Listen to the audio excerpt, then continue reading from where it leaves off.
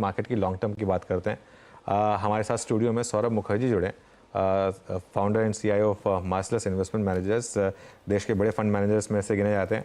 Saurabh ji, good morning. Good morning जी। पहले थोड़ा micro बात हो जाए। हाँ जी। आज आईटीसी और टाइटन में ज़बरदस्त री रेटिंग है। टाइटन तो खैर आपके पोर्टफोलियो में भी है। हाँ जी। काफ़ी बड़ी पिक है आपकी। इन दो स्टॉक्स पर अब इंक्रीमेंटली क्या व्यू, क्या आप ऐड कर रहे हैं अपने पोर्टफोलियो में? देखिए, टाइटन की पोजीशन बरकरार रखा है हमने। लास्ट 2 महीने में जब समझ आया कि बजट की शेप किस प्रकार की होगी और इलेक्शन के नतीजे के बाद हमने टाटा कंज्यूमर भी लिया।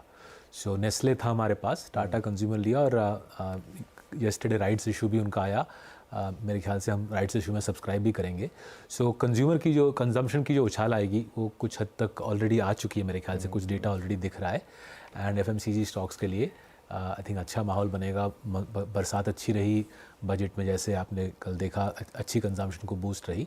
सो आईटीसी एंड लिकर स्टॉक से कुछ संकेत ऐसा मिलता है कि कंजम्पशन की कुछ उछाल शायद लेस देन आइडियल आइटम्स पे खर्चा होगा, बट सो बी इट। नहीं, लेस देन आइडियल तो खैर अपनी अपनी चॉइस है, उसमें जिसकी जो चॉइस है वो करे। लेकिन एफएमसीजी इंडेक्स में करीब 25% का मूव आया पिछले 4-5 महीनों में। क्या इंडिकेट कर रहा है और क्या अब ये लीडरशिप लेने को तैयार है मार्केट की? देखिए, आई थिंक डायरेक्शनली हवा तो बदली है। इसका तो पूरा आई थिंक सबको एहसास हो रहा है कि इलेक्शन रिजल्ट्स काफ़ी करारे थे। To be fair to the government, election के बाद उन्होंने कई सारे डेटा सेट्स पब्लिश किए हैं FY 22 और 23 के। वो डेटा सेट्स पढ़ के जिस प्रकार से कंजम्पशन की धुलाई हुई लास्ट 2 साल में, आई थिंक वो धुलाई होना जस्ट मुमकिन नहीं है मेरे ख्याल से। अगर पॉलिटिकली वायबल रहना है इस करंट कॉन्स्ट्रक्ट को, कोalition गवर्नमेंट को होल्ड करना है, जिस प्रकार से कंजम्पशन की धुलाई हुई है लास्ट 2 साल, वो अनफीजिबल है।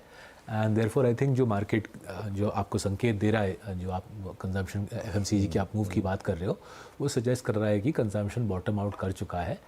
20 ईयर लोज से कंजम्पशन अब ऊपर की तरफ जाएगा और शायद सरकारी कैपेक्स का जो कांटा है वो अब नीचे की तरफ जाएगा।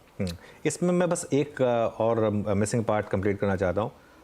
एशियन पेंट्स जो काफ़ी पेन झेली है जिसने पिछले 2-3 साल में, और अब बहुत लोगों का मानना है कि अब फाइनली उनकी शायद प्राइसिंग पावर ख़त्म हो चुकी है। पहली बार शायद एक डेकेड में ऐसा हुआ है कि जो उनकी प्राइस अर्निंग्स है उसने लैग किया इवन अर्निंग्स को।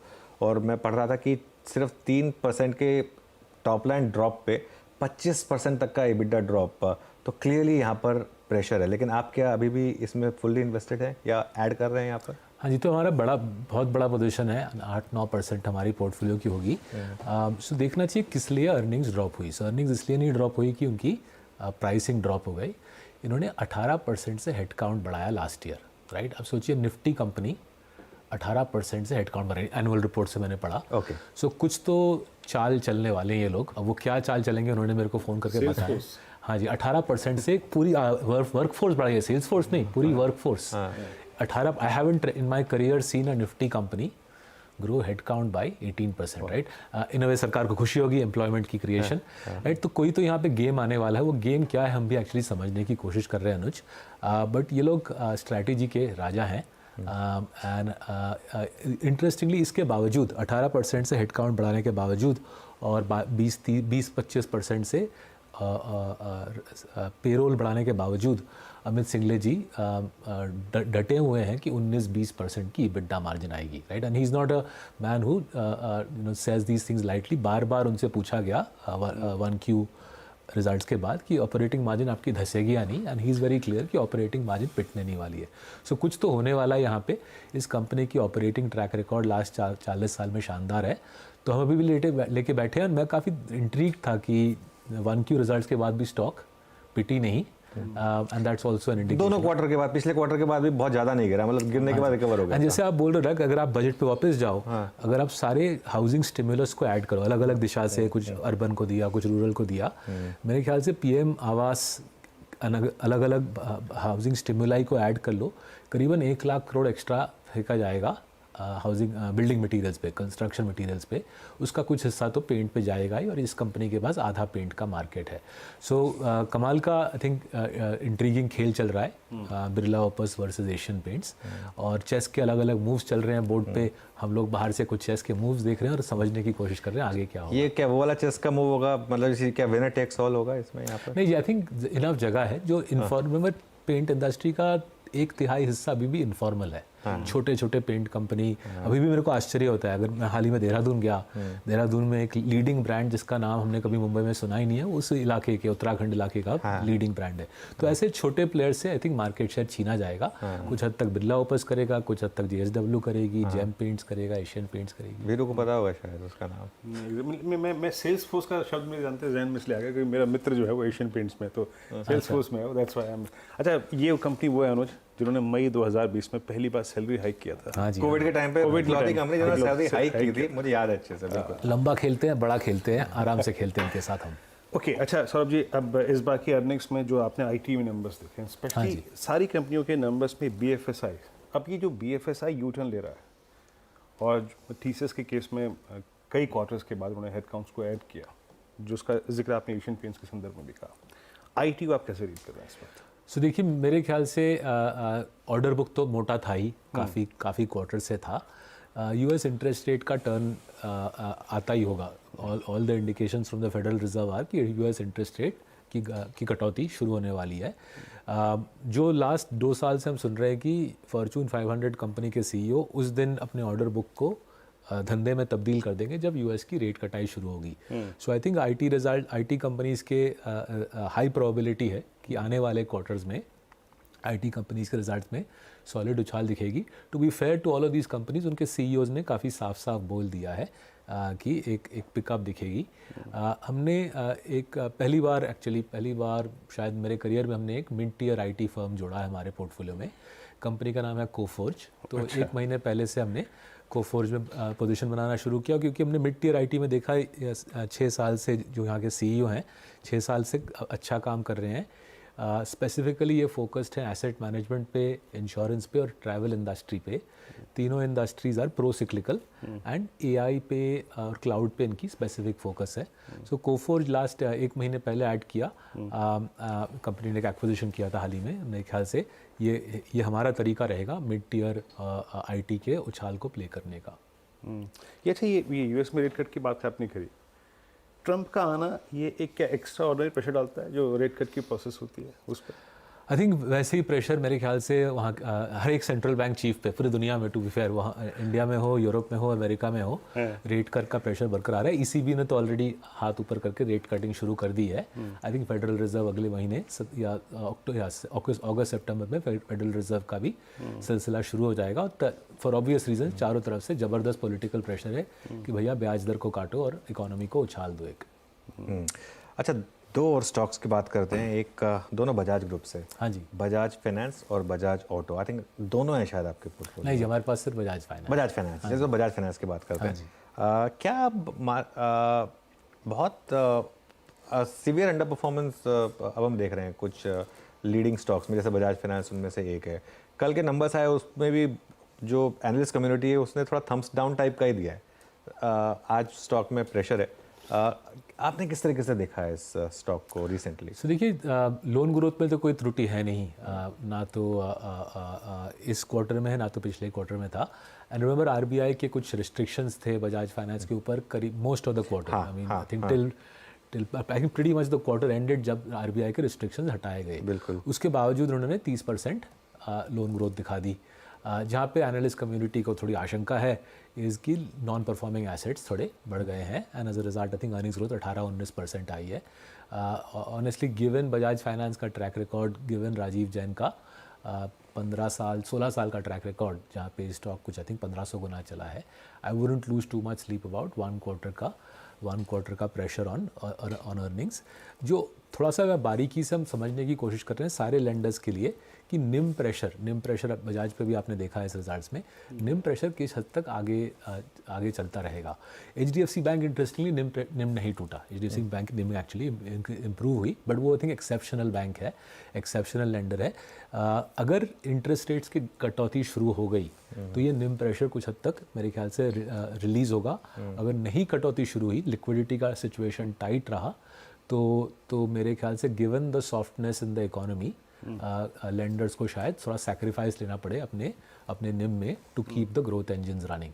सो मोर देन NPA निम पे थोड़ा नज़र रख रहे हैं, लिक्विडिटी पे थोड़ा नज़र रख रहे हैं और रेट साइकिल पे थोड़ा नज़र रख रहे हैं। ओके अच्छा सौरभ जी, आप HNIs का करीब 10,000 करोड़ मैनेज करते हैं। इस समय आप कोई फ्रेश इन्वेस्टमेंट कर रहे हैं, कोई आपने फ्रेश इन्वेस्टमेंट किया है रिसेंटली जिसके बारे में आप बात करना चाहें? सो देखिए, हमने जिस दिन इलेक्शन पूरे साइकिल को काफ़ी क्लोजली फॉलो कर रहे थे, काफ़ी ट्रैवल कर रहे थे और हमको मोटा मोटी समझ आ गया था किस तरफ हवा चल रही है।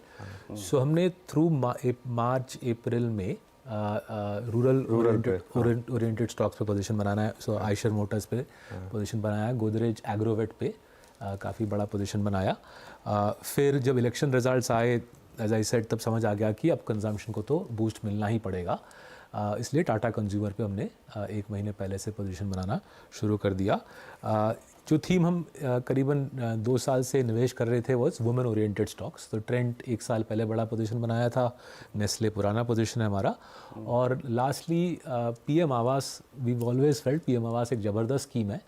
और जब पॉलिटिकल हवा हमको बदलती हुई दिखी थ्रू द इलेक्शन सीजन, हमको लगा कि बिल्डिंग मटेरियल स्टॉक्स को एक सॉलिड सपोर्ट मिलेगा बजट के द्वारा। And hence Astral, Pidilite, Asian Paints के पोजीशंस को थोड़ा सा और हमने बूस्ट किया। सो ये वाले थीम्स हमने हमारे ख्याल से चलते रहेंगे unless the political direct wind again changes dramatically से in the October elections. I think अगला बजट, फरवरी का बजट भी मोटा मोटी इसी लाइंस पे रहेगा, विच इज़ पुअर को सपोर्ट दो, एम्प्लॉयमेंट को सपोर्ट दो, कंजम्पशन को सपोर्ट दो, एंड अगर वो पैसा खींचना हो तो कैपेक्स से डायरेक्ट करके ऑपेक्स में डाला जाए। अभी बजाज फाइनेंस के केस में जब आप अपनी टिप्पणियां कर रहे थे, जैसे कि आप कह रहे थे कि जब रेट साइकिल एग्जैक्टली रिवर्स होगा तो इनके एनआईएम्स को पुश मिलेगा। मैं थोड़ा सा, अगर मैं नॉन लैंडिंग पे आऊँ सेगमेंट पे, वहाँ पे आपकी प्रेफर्ड बेट्स क्या है इस वक्त? देखिए, नॉन लैंड में अगेन हम when we did the physical maths, हमको समझ आ गया कि कैपिटल गेन्स टैक्स का आना तो प्रीटी मच इनएविटेबल लगा। एंड मेरे ख्याल से एक्चुअली जो FMG ने बोला, अगर आप TV सोमनाथन जी के इंटरव्यू सुने येस्टरडे एंड आज के अखबारों में पढ़े, काफ़ी क्लियर संकेत है कि कैपिटल गेन्स टैक्स का बढ़ने का सिलसिला यहाँ पे रुकेगा नहीं, right? So I think as clearly as they can lay it out. And to be fair, किसी को अगर 12.5 के रेट से समझ नहीं आ रहा तो इंटरव्यू पढ़ के समझ आ जाएगा कि ये सिलसिला यहाँ पे रुकेगा नहीं। So I would be real very of loading up on stock market plays at this juncture, given that सरकार काफ़ी समझा रही है, साफ समझा रही है, both in the budget speech and in the interviews देयर आफ्टर, कि अगर इस इकोनॉमी में जॉब क्रिएशन और प्राइवेट सेक्टर कैपेक्स चालू नहीं हुआ तो सरकार पैसा डालती रहेगी, और उसका पैसा अगर कहीं से लाना हो, फिजिकली कंजर्वेटिव, वो बजट डेफिसिट पे तो कॉम्प्रोमाइज़ करेंगे नहीं, तो पैसा कहाँ से आएगा? स्टॉक मार्केट से आएगा। सो इसलिए आई would be little careful on loading up on stock market plays at this juncture. Okay, नहीं बिल्कुल सही बात कही आपने। अच्छा, आप एक चीज़ जो मैं और आपसे पूछने वाला था कि ओवरऑल इस समय मार्केट में एक थीम चल रही है कि शायद अगर डोनाल्ड ट्रंप प्रेसिडेंट बने, हाँ जी, तो शायद कमोडिटीज़ में एक मूव आए, डॉलर में थोड़ी सी डिक्लाइन आए, केमिकल्स, मेटल्स, इन पर मतलब मैंने सुना है कि थोड़ा सा एक लोग पॉजिटिव व्यू ले रहे हैं। आपने कोई ऐड किए हैं क्या स्टॉक्स, मेटल्स या कमोडिटीज़ या केमिकल्स में? लेकिन मेटल्स हमने हिस्टोरिकली कभी इन्वेस्ट किया नहीं, बिकॉज हमको कभी समझ नहीं आई कि किसी मेटल कंपनी की कंपैरेटिव एडवांटेज कैसी होगी। स्पेशलिटी केमिकल निवेश किया था, 3 साल खूब कमाए थे, फिर 2022-23 में खूब पिटाई हुई हमारी केमिकल्स में। वो पोजीशंस अभी भी कुछ है हमारे पास। From what we are hearing, China ने डंपिंग रोका है या घटाया है, रोका तो नहीं है, चाइना ने डंपिंग रिड्यूस किया है, एंड इसलिए कुछ सपोर्ट मिला है स्पेशलिटी केमिकल प्राइसेस को। जो कुछ हमारे मित्र हैं जो अनलिस्टेड सेक्टर में स्पेशलिटी केमिकल्स बना के एक्सपोर्ट करते हैं, उन्होंने कुछ प्राइस हाइक्स लिए हैं।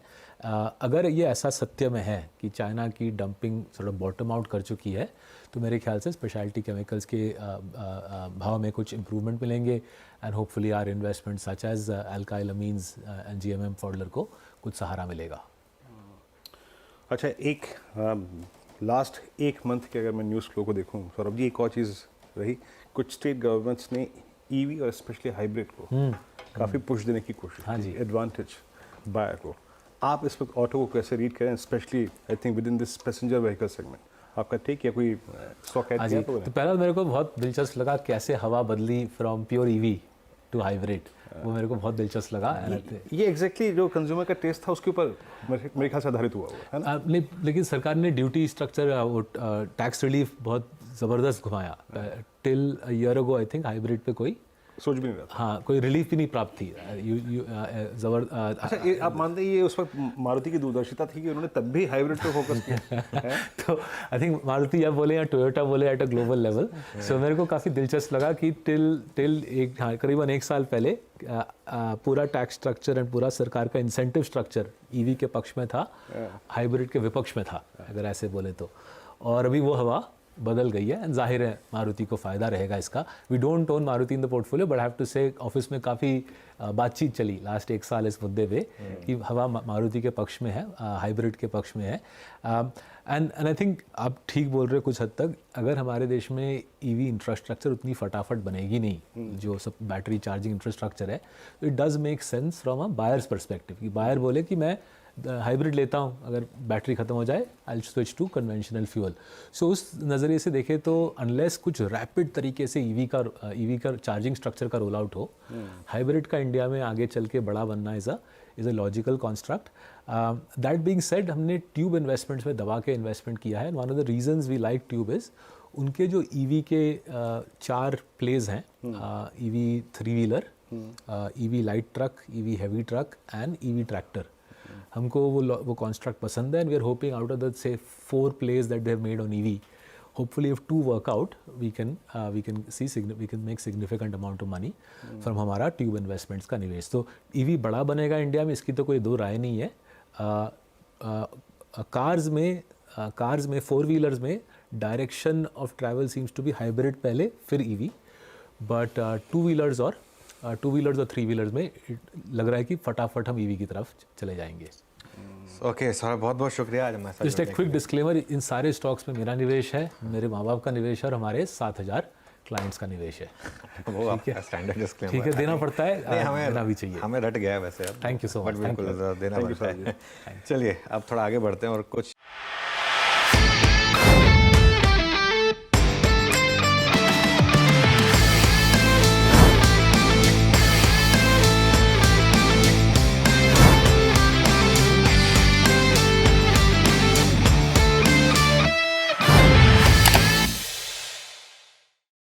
बता दें कि मनी कंट्रोल पर दिए गए विचार एक्सपर्ट्स के अपने निजी विचार होते हैं। वेबसाइट या मैनेजमेंट इसके लिए उत्तरदायी नहीं है। यूजर्स को मनी कंट्रोल की सलाह है कि कोई भी निवेश निर्णय लेने से पहले सर्टिफाइड एक्सपर्ट की सलाह लें।